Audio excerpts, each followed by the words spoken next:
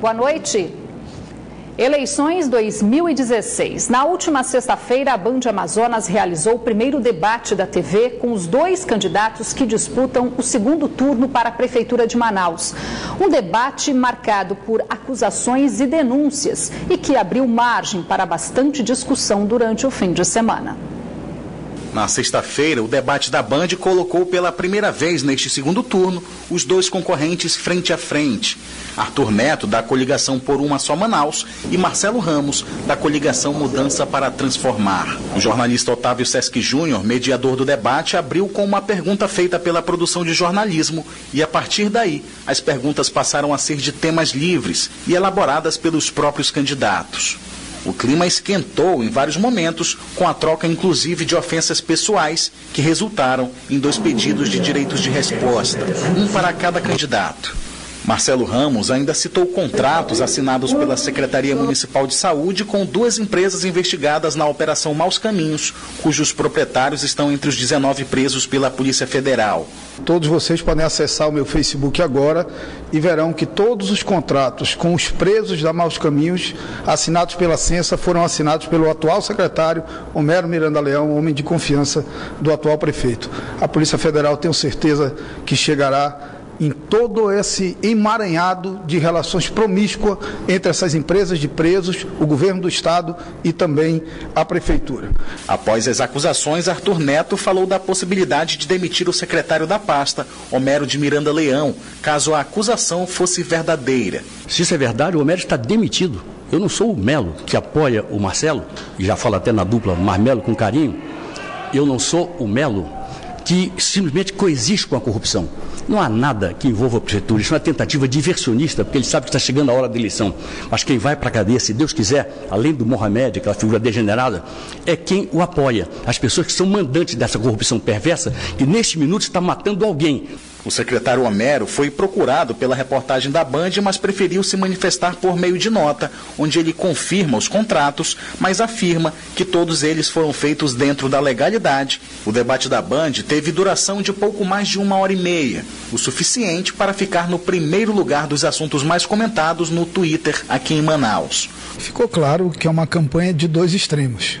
A serenidade, a busca de uma cidade melhor, a busca de resgatar a esperança no coração das pessoas, que é o que a gente tem pregado desde o início da campanha, e do outro lado o ódio, a mentira, a fuga de prestar contas do que não fez nos últimos 4 anos. Um debate bastante possibilitador de choque de ideias. Pena que não havia ideia do outro lado.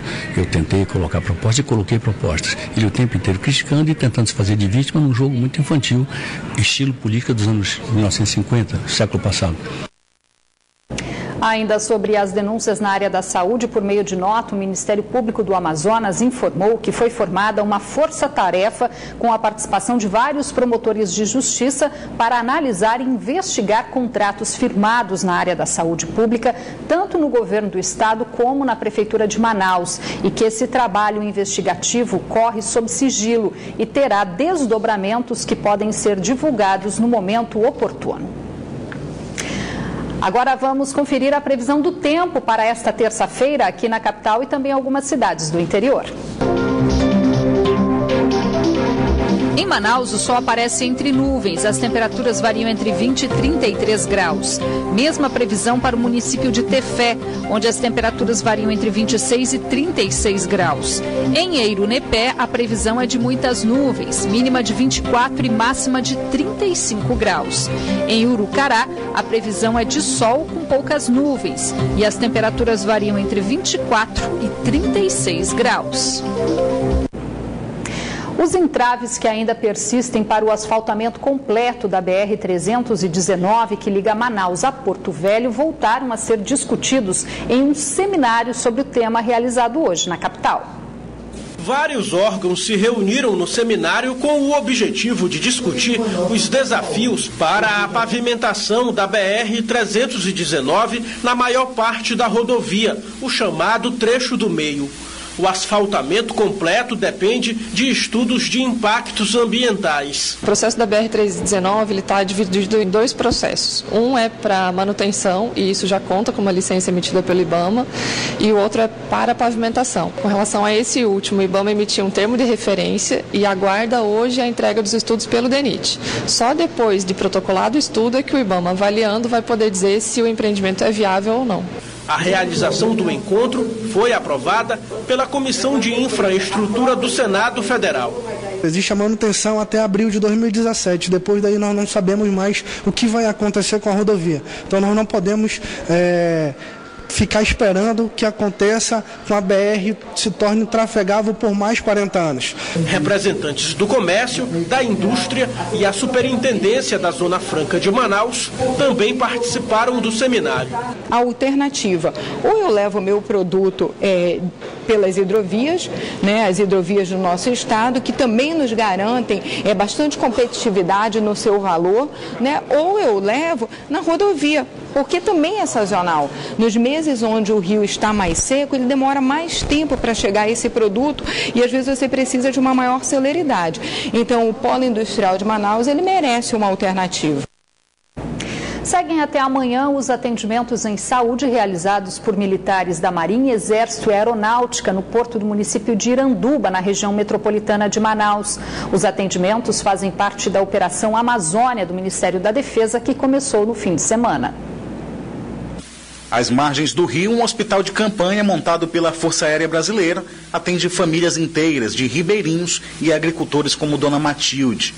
Ela, que mora em uma ilha no Rio Solimões, conta um pouco da dificuldade para chegar até aqui. Viemos de canoa, de rabeta, porque aqui não tem médico para nada.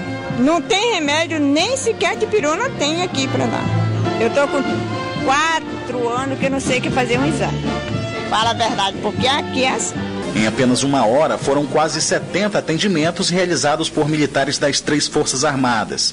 O ministro da Defesa, Raul Jungmann, esteve no hospital e acompanhou parte dos procedimentos. Na Amazônia, o papel social, o papel assistencial das Forças Armadas, me permitam dizer, é essencial, complementando exatamente aquilo que o Estado e mesmo o governo federal dispõem.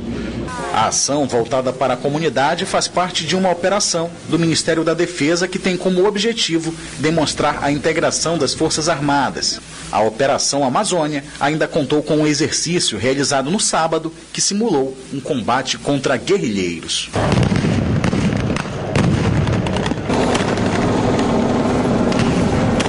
A Operação Amazônia marca também a primeira visita de Raul Jungmann como ministro da Defesa aqui na região, uma área que ele classificou como sensível para a manutenção da soberania nacional.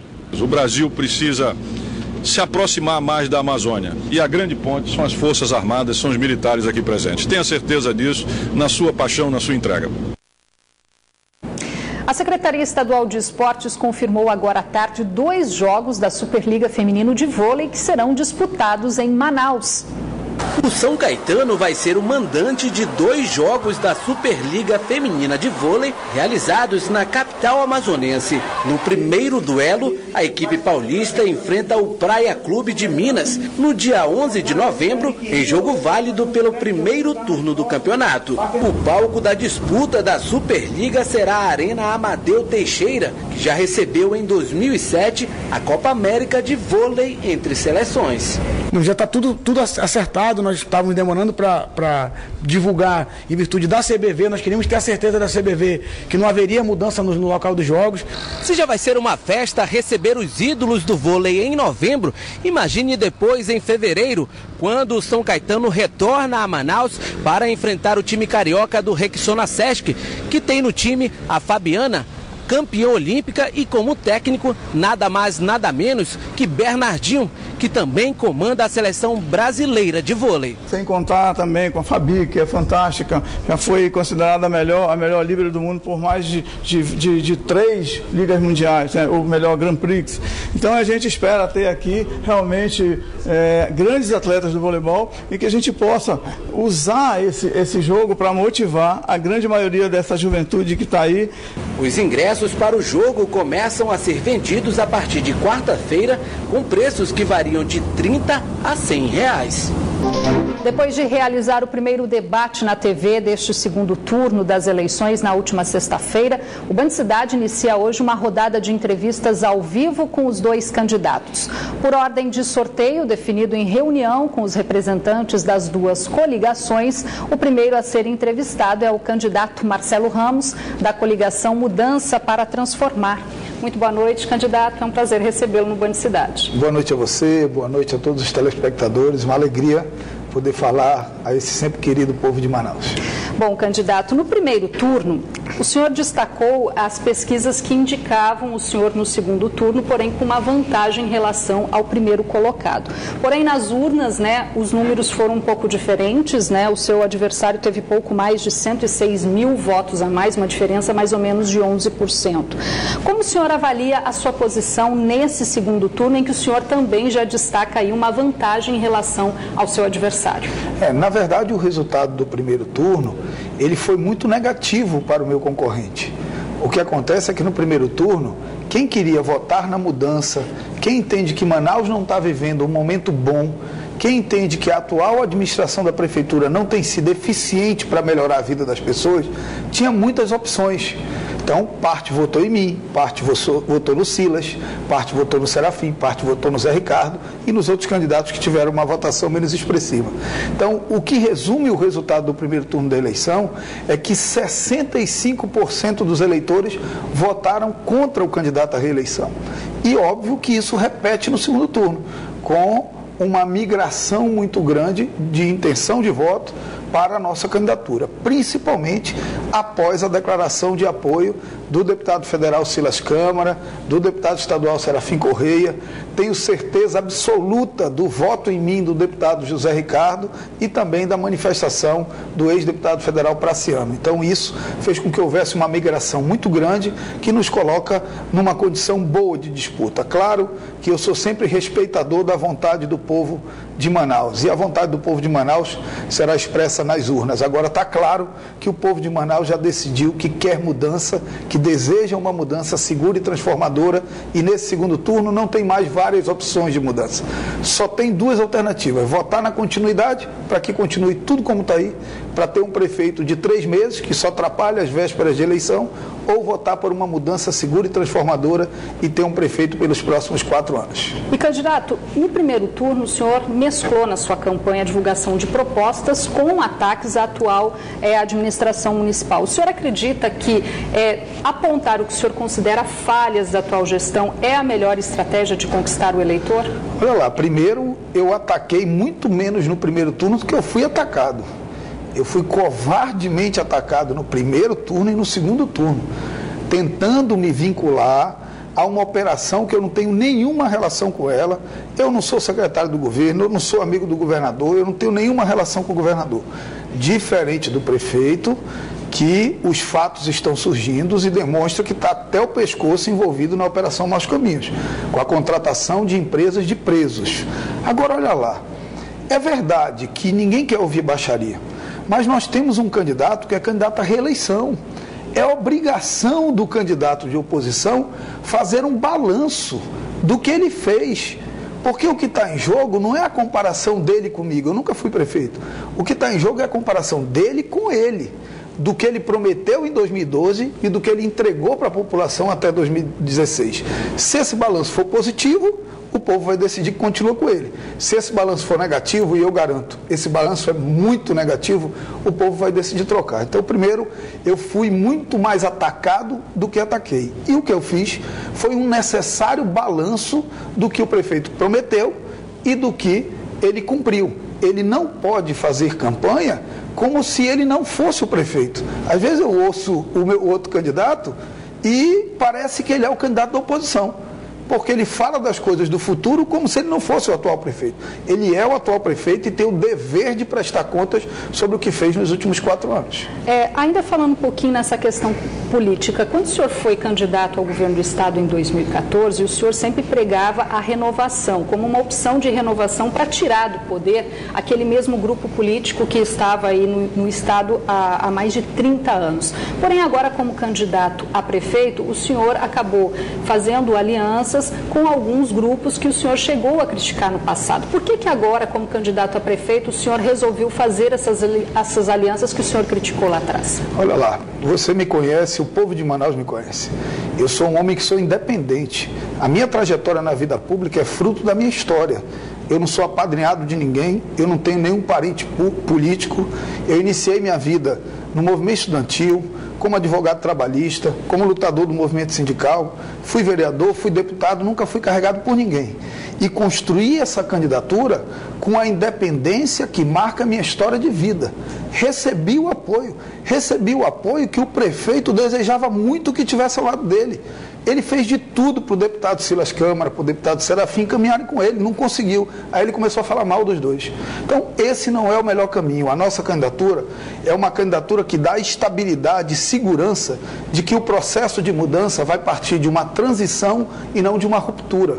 Porque nós não podemos governar só. Ninguém ganha eleição só, ninguém governa só. Nós precisamos de aliados para captar recursos no governo federal, nós precisamos de aliados para ter maioria na Câmara, estabilidade para governar, nós precisamos de aliados para ter um bom diálogo com o governo do Estado, quem quer que seja o governador. Então, esse é o tempo que nós podemos viver.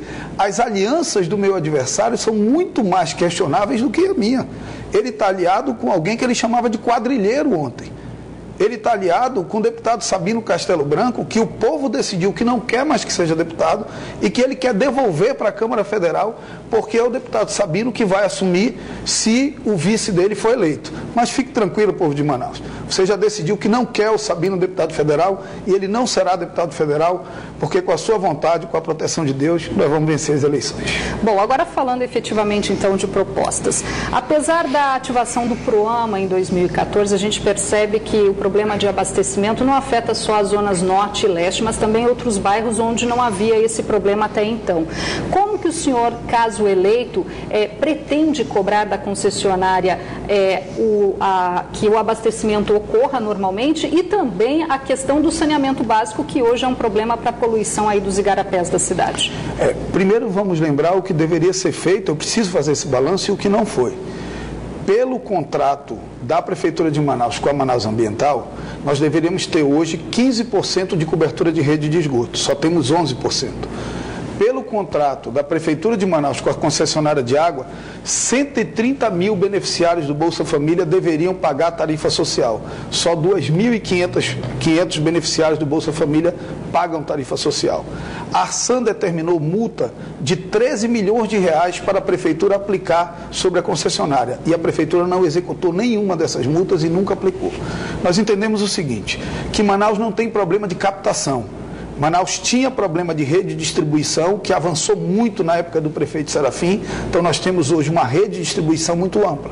Mas muitas pessoas não fazem a sua ligação à rede porque não tem aquele dinheirinho que é preciso pagar para fazer a instalação. A prefeitura precisa isentar e vai isentar essa primeira instalação. Mas a empresa não vai ganhar dinheiro com isso? Não vai ganhar dinheiro com isso, mas vai ganhar dinheiro porque vai tirar alguém que está furtando água para colocar dentro do sistema e pagar uma tarifa mensal. Então, nós vamos avançar nesse sentido.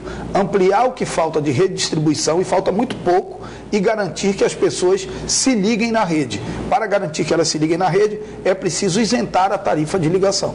O senhor tem criticado muito a situação dos bairros localizados na periferia de Manaus. Quais são as suas propostas para melhorar a infraestrutura nesses locais? Nós criamos o nosso plano de governo, e o nosso plano de governo é um documento muito consistente. Nós criamos um programa chamado Meu Bairro Vivo. O Meu Bairro Vivo ele tem dois aspectos. O primeiro é um aspecto de infraestrutura. Transformar os atuais distritos de obras no que nós chamamos de Central Facilita, como se fosse um PAC municipal.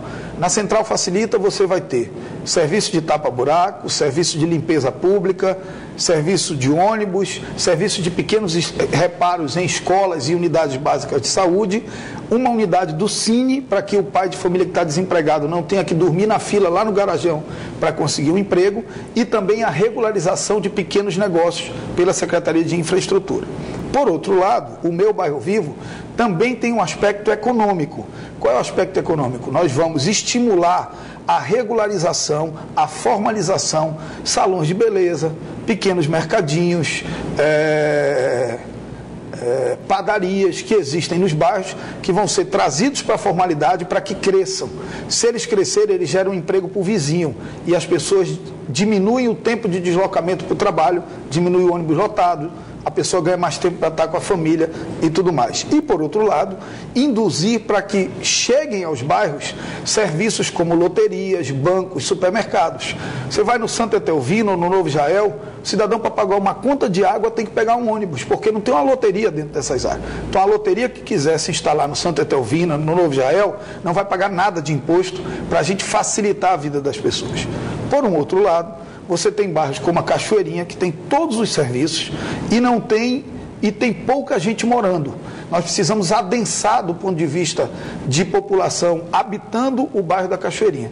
Nessa outra ponta, nós vamos dar incentivo fiscal, garantir que não pague nenhum imposto quem construir apartamentos de até 60 metros quadrados com garagem na Cachoeirinha, equilibrando a nossa cidade e fazendo com que ela seja mais ordenada. Na educação, Manaus vem se destacando nas avaliações do IDEB, cumprindo as metas estabelecidas pelo Ministério da Educação. O que faz o senhor acreditar que a sua proposta vai agregar ainda mais aqui na educação de Manaus?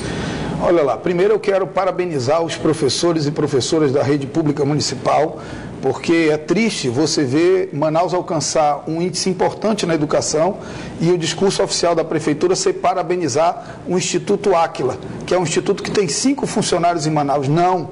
Nós não devemos isso a esse instituto, nós devemos isso aos homens e mulheres que, mesmo sem o cumprimento das suas promoções e progressões estabelecidas no plano de cargos e salários, que mesmo sem apoio pedagógico dentro de sala de aula, que mesmo dando aula em escolas improvisadas, alcançaram índices importantes. Se esses trabalhadores tiverem a garantia da revisão do seu plano de cargos e salários, se eles tiverem a garantia da promoção e progressão funcional, se eles tiverem apoio pedagógico dentro de sala de aula, se não faltar resma de papel, se não faltar toner de impressora na escola, se os prédios forem adequados, nós vamos alcançar índices ainda muito mais relevantes e, principalmente, alfabetizar as nossas crianças com qualidade e garantir que no ciclo 1 do ensino fundamental, do 1º ao 5º ano, eles sejam bem alfabetizados e também aprendam bem as 4 operações matemáticas. Isso vai garantir um futuro de educação decente para a nossa cidade. Os professores serão o ponto fundamental desse novo tempo na educação na cidade de Manaus. Bom, candidato, a gente tem aí pouco menos de 3 minutos. Eu gostaria agora de falar da questão da saúde, em meio à crise que todo mundo já percebe que se instalou aí no Estado. De que forma que o senhor pretende colocar em prática as suas propostas, que prevê inclusive aumento dos atendimentos e até de pessoal? Olha, no Estado não, na Prefeitura. Nós estamos disputando a eleição para a Prefeitura. E na cidade de Manaus, apenas 33% da população tem cobertura de estratégia de saúde da família. Porque o atual prefeito, quando era candidato em 2012, prometeu ampliar de 161 equipes para 365 equipes de estratégia de saúde da família e não ampliou. Nós vamos ampliar para 400 com cofinanciamento do Ministério da Saúde, garantindo recursos através dos 800 milhões de reais que a Secretaria Municipal de Saúde tem, e vamos varrer essa turma, essa quadrilha que tomou conta da saúde do Estado e da Prefeitura, que é a mesma quadrilha.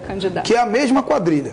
Os presos da Operação Maus Caminhos prestam serviços para a Prefeitura. Isso vai acabar, eles vão ser varridos. A omissão do governador e a conivência do prefeito tem feito com que o dinheiro da saúde saia pelo ralo da corrupção. Ok, rapidamente, eu quero agradecer, suas considerações. Eu quero agradecer, dar um abraço a todo o povo manauara, pedir que você resgate a sua esperança, acredite num futuro melhor. Há um caminho de mudança batendo na sua porta e juntos, com muito trabalho, nós vamos construir um futuro melhor. Obrigada. Marcelo 22. Muito obrigada, boa noite. Amanhã será a vez do candidato à reeleição Arthur Neto, da coligação Por Uma Só Manaus. O Band Cidade de hoje fica por aqui, mas continua na internet, onde você pode acompanhar outras notícias nas redes sociais Facebook e Twitter da Band Amazonas. Para rever nossas reportagens, acesse youtube.com/Band Amazonas no link Vídeos. Logo após a propaganda eleitoral, você fica com as notícias do Jornal da Band. Boa noite para você.